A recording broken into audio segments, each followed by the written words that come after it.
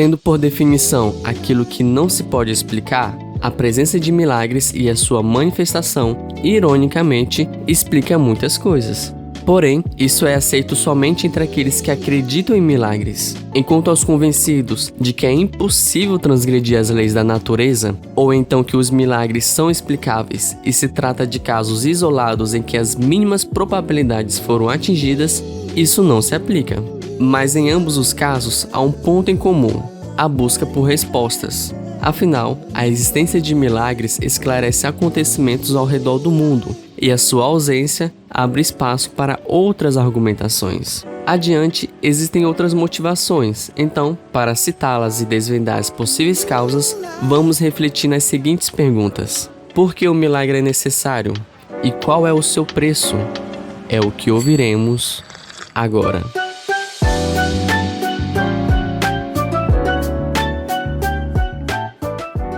Contrapondo logo no início, é possível supor que, na verdade, o milagre surja na necessidade, em que, diante das demandas, nossa vontade é que aconteça alguma coisa, podendo ser explicável ou não, para suprir-nos. Ou seja, o milagre é necessário porque ele surge para prover uma necessidade. Dessa forma, de imediato obtemos uma resposta para este tópico. O milagre é necessário pois ele é capaz de suprir as necessidades. Todavia, há muito mais a explorar. Advindo do latim miraculus, o seu significado é o que causa espanto, admiração, estranho, prodígio, maravilha, coisa extraordinária. Com isso em mente, define-se como algo além do natural, sendo, portanto, um acontecimento sobrenatural, o qual contraria as leis da natureza e a ciência é incapaz de explicá-los.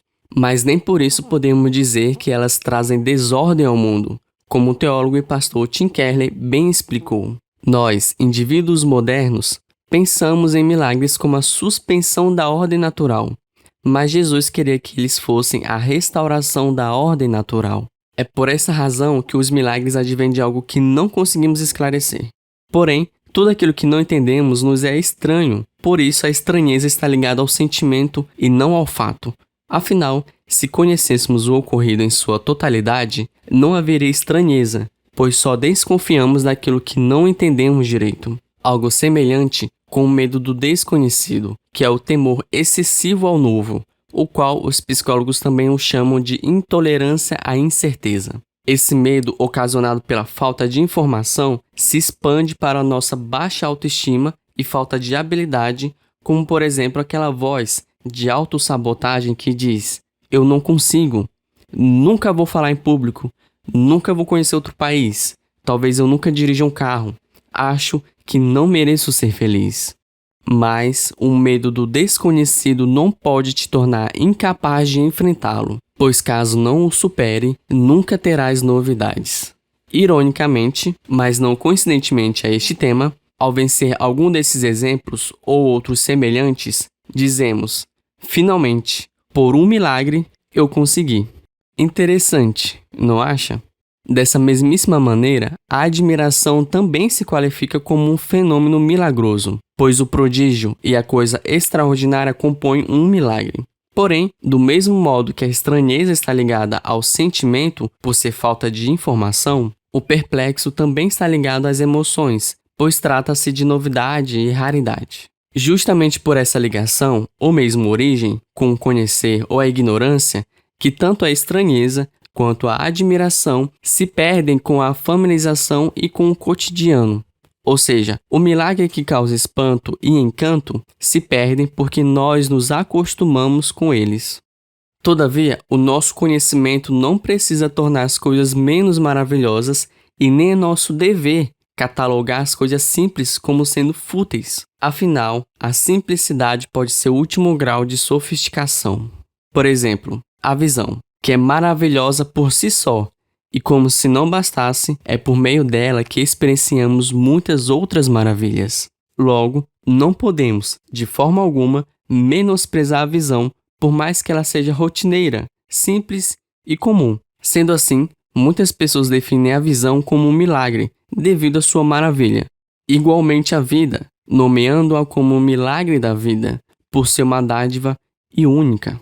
Prosseguindo, o padre Gonçalo Ponto Carreiro, licenciado em Direito e doutor em Filosofia, expressa que o milagre não se contrapõe à ciência nem à razão, antes a reconhece e confirma. Em seu artigo Milagres, Ciência e Fé, o sacerdote explica que reconhecer um milagre de origem divina não impede que se possa obter uma explicação científica. Entendendo que nem tudo o que é de fé pode ser demonstrado racionalmente, ele explica que não há absurdos irracionais nas ações divinas, como um círculo quadrado ou uma árvore falante, pois Deus respeita os seus próprios fundamentos, os quais instituiu para reger o universo. Dessa maneira, pode-se dizer que os milagres são naturais e lógicos, supondo que seguem o curso natural da criação e que não são absurdos e ilógicos, mas que só são possíveis através do agir divino. Ademais, ele explana que é competência da ciência afirmar que um determinado fato tem ou não explicação natural. Em outras palavras, não é papel da teologia reconhecer se um fenômeno é ou não milagroso, mas sim da ciência. Desse modo, afirma que a fé não é uma crença irracional, mas um conhecimento razoável. Pois a crença cristã não é cega e não se opõe à ciência, mas sim a impulsiona, como bem fez a Igreja em sua participação fundamental no avanço científico, ao fundar universidades e investir em estudos. No entanto, apesar de concordar com a ligação amigável e trabalho mútuo entre religião e ciência, e que Deus de fato não age fora de sua própria palavra, considero inconcebível afirmar que uma mula falar pode ser naturalizado. Por mais que ela tenha capacidade de entoar sons, sua anatomia e desenvolvimento neurológico não são suficientes para fazê-la falar. Logo, não há explicação humanamente lógica para dizer que isso foi natural. Semelhantemente a voar, fazer um machado boiar na água, o sol retroceder, abrir o mar, pedras falarem, pão cair do céu, atravessar paredes, ou mesmo a translação ou teletransporte. Todos esses eventos contrariam sim as leis da natureza. Por isso, faz-se necessário lembrar que a ciência e a religião são áreas distintas de conhecimento e que cada uma tem a sua abordagem para entender o mundo. Somando a isso, o escritor Wesley Santos comenta que essas tentativas de racionalizar ou cientificar eventos sobrenaturais e milagrosos tendem a cair no absurdo hipotético, ou na desconexão com a realidade ao ressignificar erroneamente a definição de milagre. Sendo que o milagre é justamente algo único, que rompe as barreiras do natural e adentra no sobrenatural. Afinal, Deus está além da nossa compreensão. Assim sendo, é justo que as ações do Senhor também estejam além da nossa compreensão. Em minha opinião e visão de mundo, digo que a ciência confirma a fé. Ao tentar explicar a natureza e desvendar seus eventos, a ciência põe à prova e comprova a Bíblia.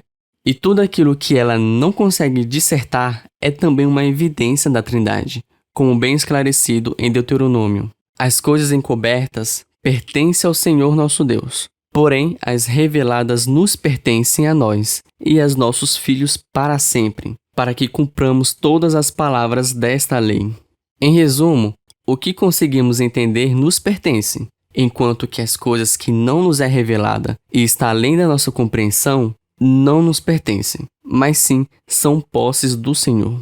Entendimento esse que o principal nome da escolástica, o período medieval em que a filosofia aristotélica e a fé foram de certa forma entrelaçadas, Tomás de Aquino também admite. As coisas feitas por Deus, fora das causas por nós conhecidas, são chamadas milagres. Em razão disso, não há sentido em definir os milagres como algo explicável e natural, pois se assim o fizer, simplesmente deixará de ser milagre, como acontecera com o chamado milagre grego, que é uma referência para a rápida transição da consciência mítica para a filosófica. Por muitos anos, acreditava-se que essa transição não tinha muita explicação, que foi um acontecimento singular, vindo de um povo excepcional, por isso o termo milagre. Mas na verdade foi a ação de diversos fatores no contexto grego que ocasionaram essa mudança, como o surgimento da moeda, da escrita alfabética e da vida pública, a invenção do calendário, as condições geográficas, o comércio, as navegações e, consequentemente, a diversidade cultural e a formação das cidades, as polis. Apesar dos indícios de contribuição de outros povos, como os egípcios, assírios, persas, caldeus e babilônicos, ainda assim pode-se afirmar que a filosofia é um produto original da cultura grega, advindo de um povo que soube assumir um comportamento filosófico e não se limitar aos mitos. Dessa forma, perde-se o sentido do uso da palavra milagre, pois é possível explicar e justificar o surgimento da filosofia. Indo mais adiante, o neurocientista Fernando Gomes diz que a ciência declara que o milagre é uma percepção individual, algo muito particular, explicando que, de fato, a ciência responde que a existência de milagres tem a ver com a percepção individual. Então, se teve uma relevância, um significado e uma mudança a partir dali, o milagre existiu. De acordo com ele, por mais que não haja uma diminuição nas mortes, os pacientes em terapia intensiva que recebem orações têm menos complicações. Essa movimentação seria um alinhamento do pensamento com a existência, fazendo com que o cérebro, o ponto de contato, trabalhe em uma harmonia diferente. Porém, essa abordagem pessoal implica, obviamente, em suposições pessoais, abrindo ainda mais espaço para as contradições. Pois se um indivíduo considera determinado fenômeno um milagre e outra pessoa não, então o que será desse fenômeno? Será um milagre ou não? Entraremos na vibe de que cada um tem a sua verdade? Então qual será a verdade? Algo pode existir e não existir ao mesmo tempo só porque as pessoas querem e discordam de uma das outras? Certamente é um raciocínio muito incerto e antropológico, que se origina do egocentrismo e gera falsas verdades, ou meia-verdades, ou então várias verdades. Enfim, não importa como irá chamá-las, pois continuarão não sendo a verdade. Afinal, a verdade precisa ser absoluta, e é. Então, saindo do campo personalizado e adentrando no cósmico, a ciência geralmente tenta pôr abaixo os milagres ao justificá-los ou simplesmente os admite, sendo essa uma interação um pouco turbulenta. Dado isso, não me admira a dificuldade que tive em encontrar matérias científicas que abordassem essa temática, enquanto que os artigos religiosos eram facilmente encontrados. Afinal, no âmbito impessoal, a ciência não reconhece a existência de milagres como eventos sobrenaturais que violam as leis da natureza. Pelo contrário, os cientistas buscam explicações racionais, possíveis e baseadas em evidências. Logo, pode-se dizer que há um par de possibilidades, assim como refletiu um dos maiores cientistas da história, Albert Einstein. Só há duas maneiras de viver a vida. A primeira é vivê-la como se os milagres não existissem. A segunda é vivê-la como se tudo fosse milagre. Mencionadas as áreas de psicologia, teologia e científica, podemos confirmar aquilo que foi dito na introdução e no começo desse tópico, que acreditar ou não em milagres possui o mesmo objetivo de encontrar respostas e que os milagres surgem da necessidade. Por isso, eles são necessários. Conjuntamente, os milagres têm um papel de glorificar o nome de Deus, por esta razão que eles devem ser inexplicáveis, pois se os homens forem capazes de explicá-los, então a glória será dos homens, fazendo-os beberem ainda mais de seu ego. Mas se for impossível de explicar, só haverá um único ser capaz de fazê-lo. Este é também o outro significado para a passagem de Deuteronômio 29:29 que citamos. Tanto que o propósito dos milagres e maravilhas que Jesus realizou eram para fazer com que todos acreditassem que ele era o Filho do Deus vivo, além de glorificar ao Pai e mostrar sua autoridade nos céus e na terra. Assim, o Messias levou as pessoas a se arrependerem acalmando tempestades, andando sobre as águas, multiplicando pães e peixes para alimentar multidões, transformando água em vinho, curando doentes e deficientes, secando uma figueira, realizando grandes pescarias, expulsando demônios e ressuscitando mortos. Suas façanhas foram tantas que João afirmou ser impossível anotar todas no capítulo 21 e verso 25. Jesus fez também muitas outras coisas. Se cada uma delas fosse escrita, penso que nem mesmo no mundo inteiro haveria espaço suficiente para os livros que seriam escritos. Agindo no mundo natural e sobrenatural, Jesus indicava que o Pai desejava curar o homem na esfera física e espiritual. Dessa forma, estabeleceu-se como a pessoa mais poderosa que já pisou na Terra. Nem antes e nem depois se ouviu falar de alguém tão extraordinário assim. Com isso, conseguimos esclarecer as razões do milagre ser necessário. Então, qual é o seu preço? Após o tópico anterior, esta pergunta torna-se intrigante, pois se os milagres são obras do Senhor, qual a lógica de responder essa pergunta? Afinal, se houver um preço, ele será pago pelo próprio Deus, certo? Sim, verdade, mas os milagres não são para Deus, são para nós. Por isso precisamos nos perguntar se há algo que devemos fazer, se somos capazes de alcançar o sobrenatural e como. Para deixar claro, a graça de fato é uma verdade divina, algo que foi pago com morte, a morte de cruz, pelo ser mais poderoso do universo, o qual teve a sua justiça merecida retirada dele e imposta em nós, enquanto que a nossa condenação justa foi arrancada das nossas costas e colocada nele. Assim, fomos justificados de forma gratuita. No entanto, os mais atentos já devem ter percebido que a resposta deste tópico já foi abordada. Para começar, o milagre define-se como algo além do que possamos explicar. Ou seja, o nosso ego e achismo de imediato é sacrificado. Do mesmo modo, os milagres realizados por Jesus marcaram a sua jornada de sacrifício vivo, ao mesmo tempo que aqueles que foram agraciados pelos seus milagres precisaram se submeter ao seu senhorio e, por vezes, sacrificaram a sua vergonha, bens, crenças e medos. Essa dualidade de entregar e receber, sacrifício e milagre, é bem abordado pelo psiquiatra, professor e escritor brasileiro Augusto. Ser feliz é encontrar força no perdão, esperança nas batalhas, segurança no palco do medo, amor nos desencontros. É agradecer a Deus a cada minuto pelo milagre da vida.